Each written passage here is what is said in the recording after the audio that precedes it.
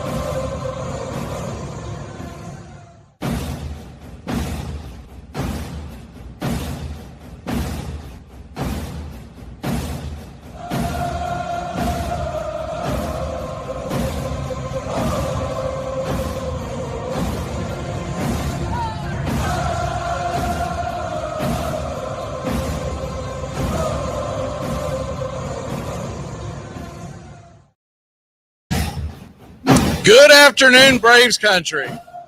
Welcome in those on TikTok on Braves Country X, and that's where you can catch the post-game show live for free. If you're not a country club member, we're on TikTok now on Braves Country X. And, of course, if you're a country club member over on YouTube, you can catch it there. And welcome into our YouTube fam. I have a hard time seeing the comments as much up on TikTok. So I'll try to respond, but they come in really small and fast. I can see them much better over on YouTube. So Braves Country Radio, if you want to ask a question. Braves Country Radio over on YouTube, excuse me. And welcome to all those catching us on radio, external radio. We've got, from my understanding, we are about... Let me see here. Let me double check and make sure that the audio setup is working, because there was another update, and I want to make sure that it keeps setting up that way, but I don't know why it keeps doing that. But anyways, welcome in. I believe we're going now, and I believe you heard the whole thing on YouTube. I know you did on TikTok because we're not connected to the application. It keeps resetting itself for whatever reason. Every time I cringe every time Microsoft does an update, because they do the same thing every time. But anyways, we'll move on from that. All right. And the other thing I do want to mention, if I lose you, jump onto TikTok, because our internet has crashed 4 times, Xfinity, in this area, because they say they're working on things, whatever. But it's happened 4 times in the last day. I don't think we're going to have an issue. Of course, knock on wood, tonight when we do the broadcast live at 7:10 first pitch. But it's been happening during the daytime. It happened once yesterday during the actual ball game. It was a day game. Happened again later that day. It's already happened twice this morning. So if I lose you, that's where you can find us over on TikTok. I'm also recording this now on the application, on a different application on our hard drive, so that we can get the whole thing. All right, let's get into it, because we got a little time to do this, and we're going to go ahead and fly right in as the Braves win and get to 500 again. Second time we've done this year. And now we go on the road, and it's going to be a difficult spot. And if you've noticed, the Red Sox, they're right there with us. They are 1 game under 500. They've played 1 more game than Atlanta, and they are going to be the home team, obviously, so they have a bit of an edge. They have Garrett Crochet coming on to the bump tonight, and that's going to be a hell of a – I mean, you talk about get your popcorn ready, must-see TV. I noticed 2 weeks from tonight that the Braves Red Sox is on Apple TV, and I guarantee you Apple's hoping and praying that they get this matchup again. I'm sure they're kicking themselves for not doing the game tonight as opposed to the one 2 weeks from now, because Sale versus Crochet, that should be must-see TV. We should get one hell of a pitching matchup. Have the Braves face Crochet? We did when he was with the White Sox. We couldn't hit him.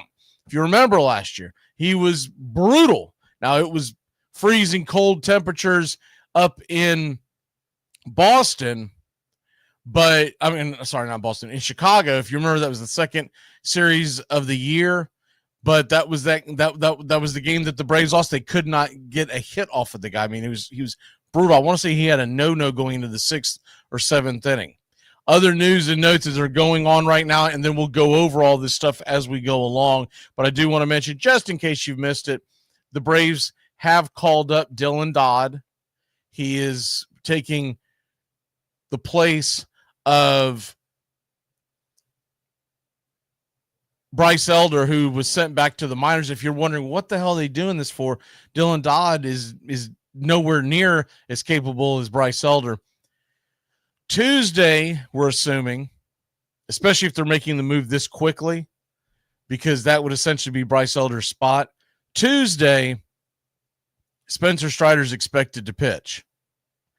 And if you're not going to use Elder on Tuesday in Atlanta, and you can't really use him now until then, because he just pitched and pitched well.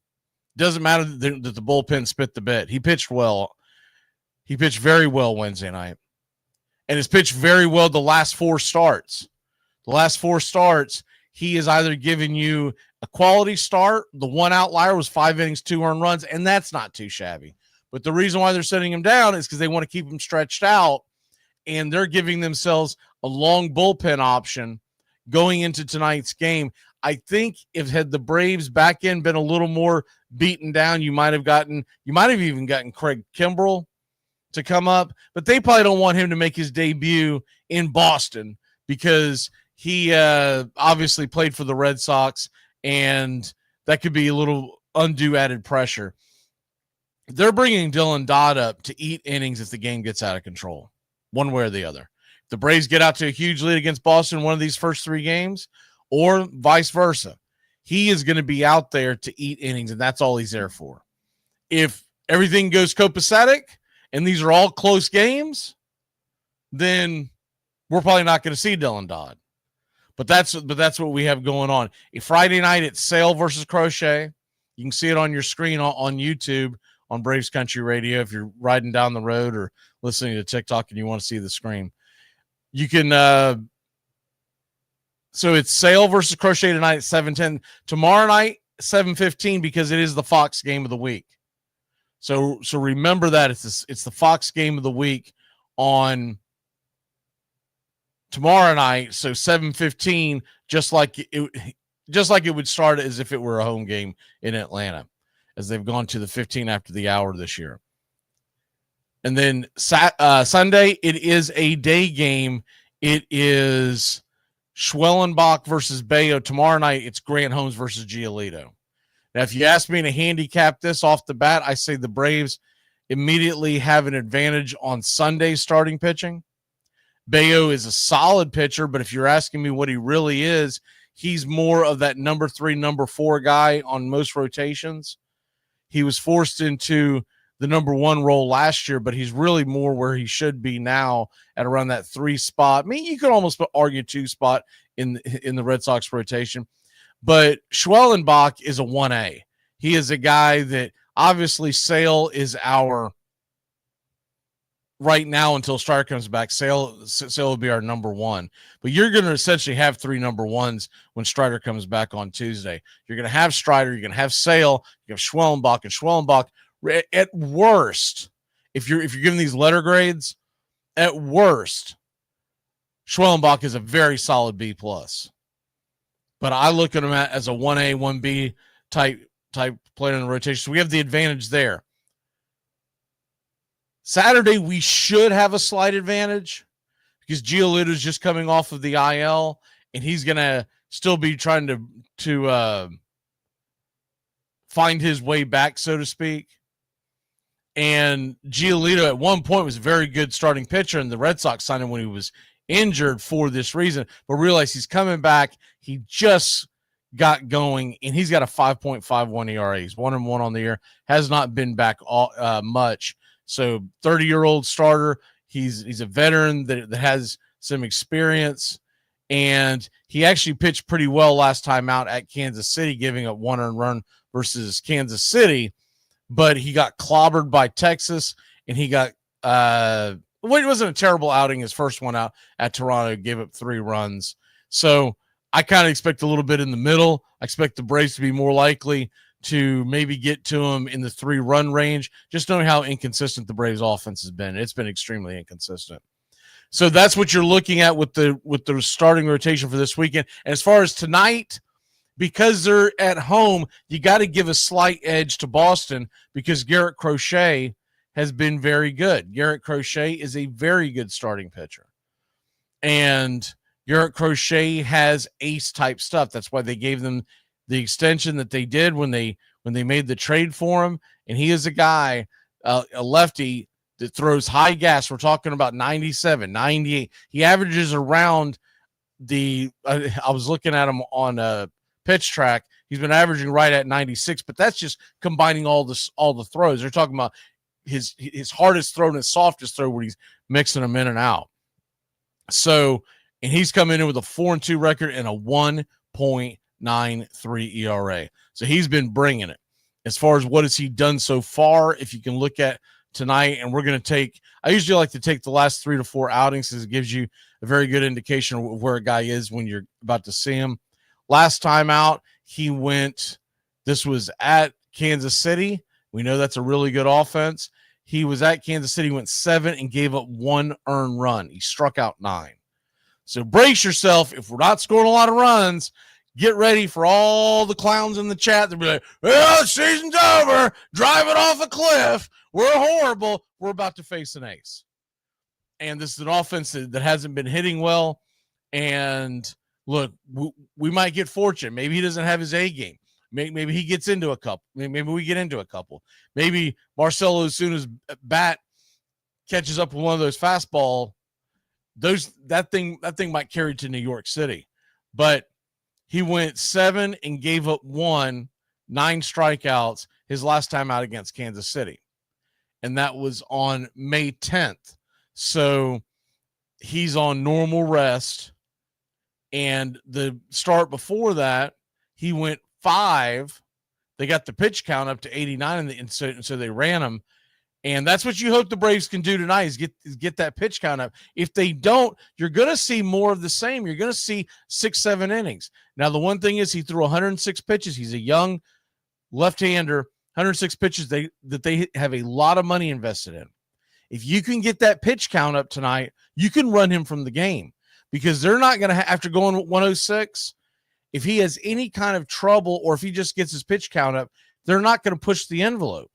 They're going to take him out. They probably already have determined how many pitches he's going to throw going into tonight's game. My guess is going to be just going off of what a lot of teams do. Guy goes out and throws 106 this time. He's probably going to be capped around the 90, maybe 95 range at the very, very most. So there's an opportunity there to run him out of the game. But his last 2 starts, 12 innings and just 2 earned runs. The start before that in late April, he was at Toronto, and he gave up 2 earned runs, but he gave up 4 total. So 4 total, 2 earned, and he was really gotten to. The start before that against Seattle, 5 innings, 4 earned runs. So he was a little bit of a rut. But other than that, those have really been the outliers. If you go all the way back to the beginning of the season for Crochet, he has been dominant. He typically throws somewhere between 6 and 7 innings and gives up 1 or 2 runs at the most. So the pitching is going to have to be on point. The pitching for the Braves cannot go out there and struggle and give up a crooked number early in the game, because you're going to be looking at it uphill for the rest of the night tonight. I think that you're going to see top-notch Chris Sale. I think you're going to see Chris Sale pitch very well. Remember, this is his old stomping ground, won a title there, so he's going to want to pitch well, and he's pitched very well his last several times out. So with all that being said, I expect a very good head-to-head matchup between Sale and Crochet, meaning this is going to be a very low-scoring game. And our bullpen's fairly rested. We've had to use – look, we haven't had an off day in quite a while. After this Boston series, Monday will be our first off day since, what was it, May 2nd, I believe? Yeah, well, May 1st was our last off day. The gauntlet began on May 2nd. So we're talking about really being at the end of it, and that's why they brought up Dylan Dodd. They brought up Dylan Dodd so that Dodd could come in and eat some innings if one of these games gets out of hand either way. If Sale goes out there and gets wrecked tonight and Crochet's punching out guys left and right, and they have it's like 7-1 lead in the 5th inning, expect to see Dylan Dodd. But if the Braves are nip and tuck with the Red Sox, expect Dylan Dodd sits on the bench until he is needed in one of these. And we may not see, and we've seen this a few times this year, where they call guys up for the minors and the game never gets out of hand one way or the other, and we never see the guy pitch. But if we see him pitch, he's not being brought up to start. There was overreaction on X posts yesterday and this morning about, well, why send Elder down, and why? It's because he's not going to stay in the rotation when Strider comes back. And I get it. I saw some people, and look, I've actually mentioned this over the last few weeks, but that's not where they are right now. It's not what they're wanting to do. But I wouldn't have hated the idea of leaving Elder in the rotation and you put Grant Holmes in the bullpen where he's got so much experience, and then you've got another big gun down there. But that's not what they're wanting to do. And I believe the number one reason is when you look at what the Braves have gone through the last several years, and pretty much all Major League Baseball teams, but specifically the Braves, with the lack of depth in their starting pitching. If you take Grant Holmes out of the starting lineup and you put him in the bullpen, and we'll say for like a month, he's out there throwing 1, maybe 2 innings on an outing.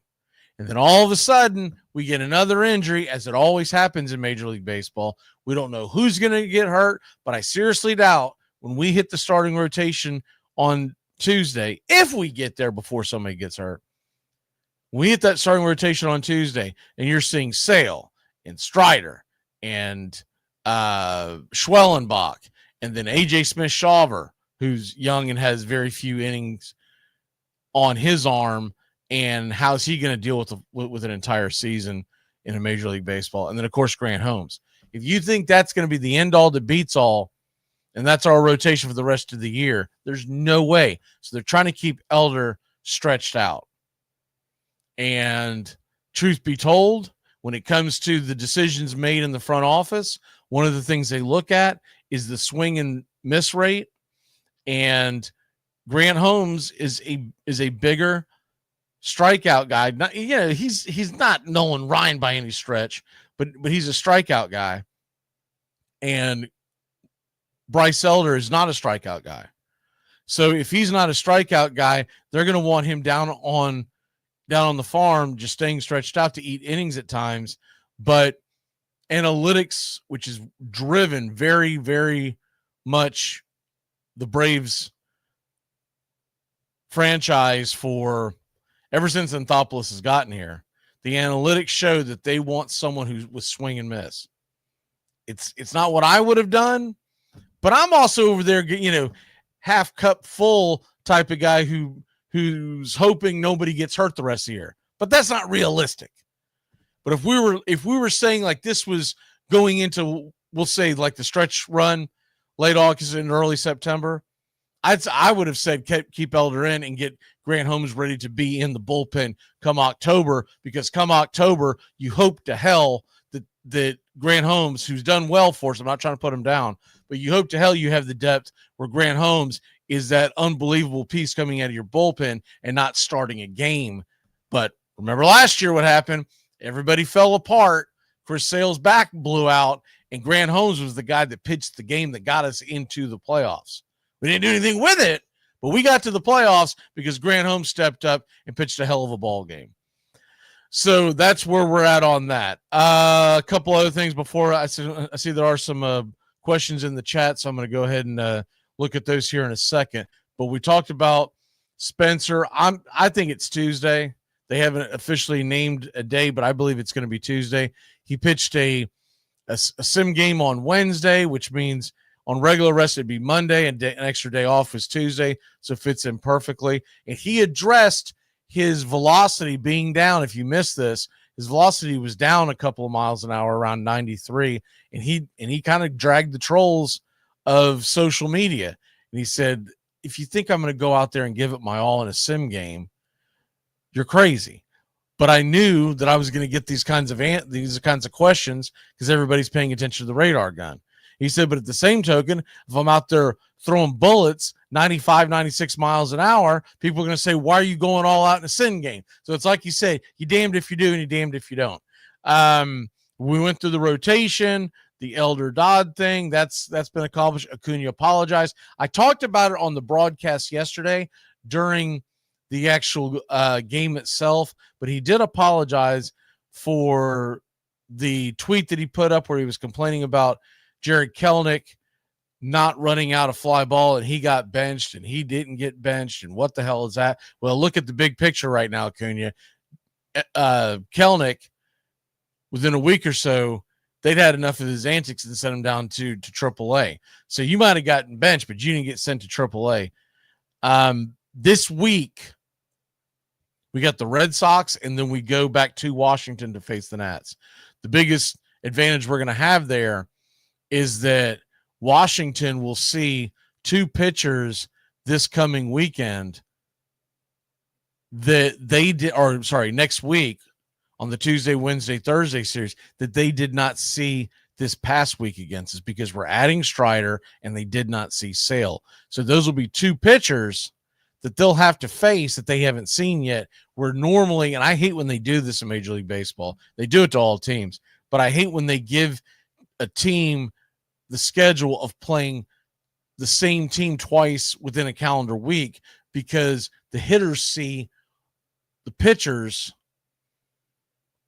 two times, and we know what it does when a pitcher has to see a starting lineup the third time through the order. Well, imagine what happens when you're essentially seeing a guy the fourth, fifth, and sixth time through the order.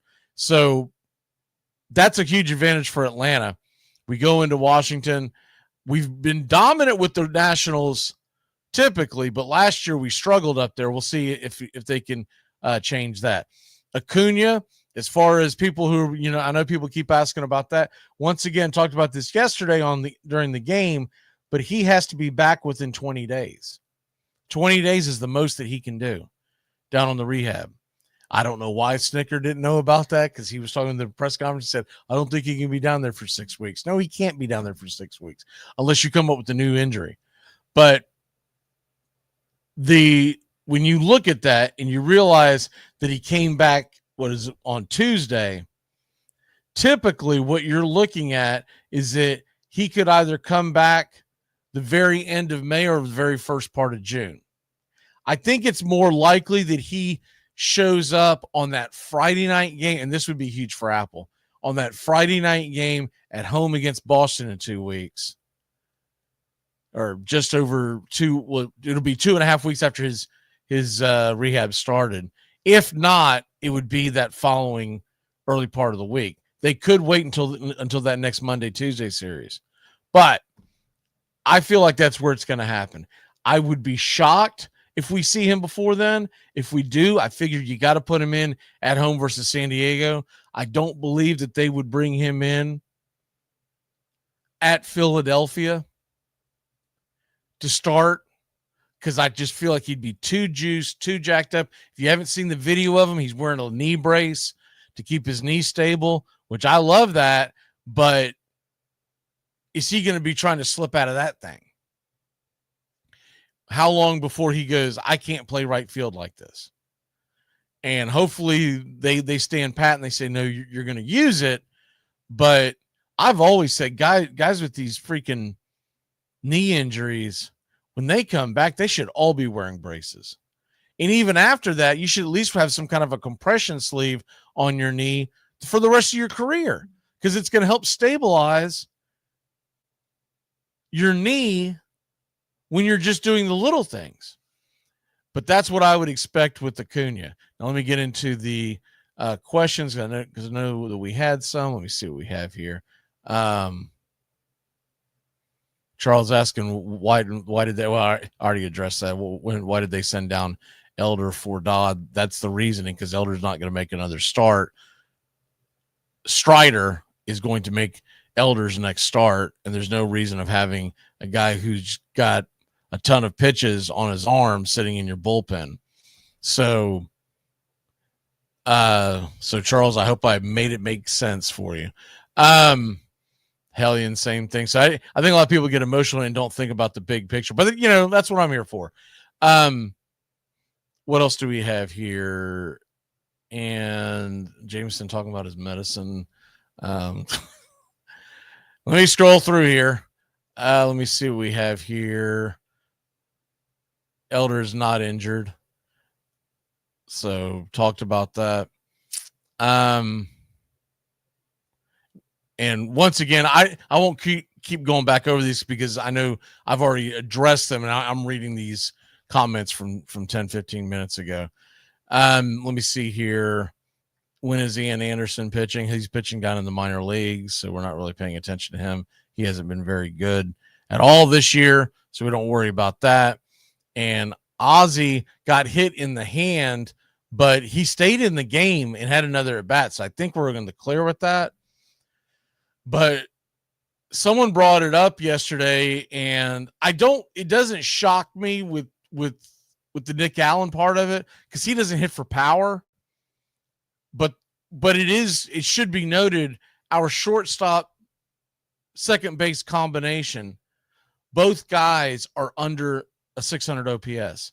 And a 600 OPS, for those of y'all who don't follow that as much, or more into the traditional old school batting averages, maybe even on base percentage, and some of y'all may even paid attention to slugging back in the day. When you have an OPS under 600, you are not getting it done.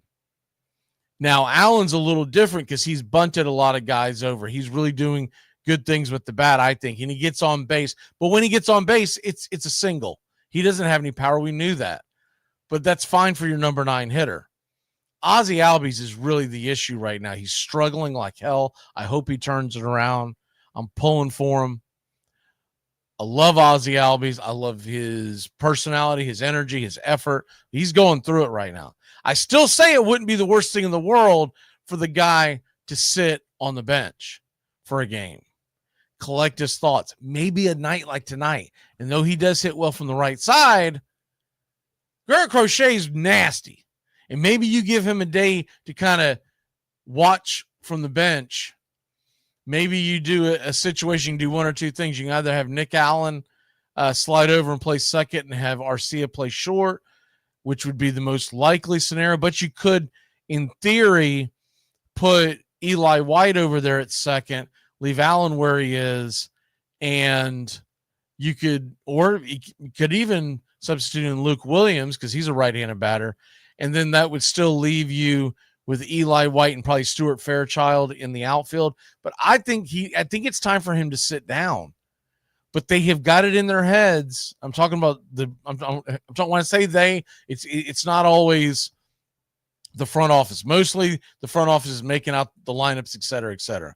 But as far as the big decisions, like when is it time for a guy to sit down, that's up to Brian Snitker. And if Snitker doesn't see it, he's not going to do it. But he's got it in his head that it's great for guys to play every day because he's an old school manager and blah, blah, blah, blah, blah. But even old school, they didn't play every day because if they did, they wouldn't have made such a big damn deal about Cal Ripken and him breaking the Ironman record. So it's not a bad thing to have him sit. And I think it's time for him to sit, not bench him.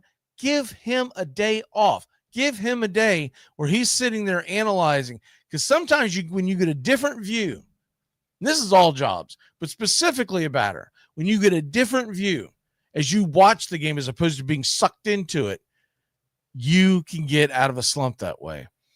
Let me see what else we have here. Acuna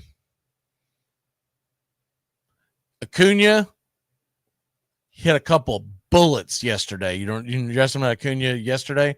Acuna looked really good yesterday. He hit one that was, I think they said it was 103 miles an hour that went roasting into the left field gap. He has looked really good, but he's going up against minor leaguers.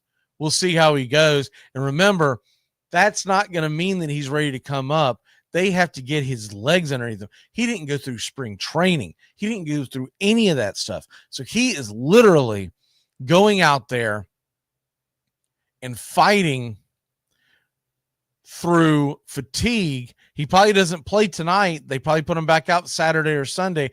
They're going to be on a specific strict schedule of tonight you do this, tomorrow you don't do that. You're going to be on the bench. Maybe you DH. Maybe you're in the field. And they're eventually working him up. That's why I still think it takes about 2 weeks. And I think what's realistic is that Boston series at home in Atlanta, where they're going to get all the fans to want to watch. Maybe they do something a little self-serving and wait for that Saturday so that Apple doesn't get the TV ratings in the Braves broadcasts on should be most likely.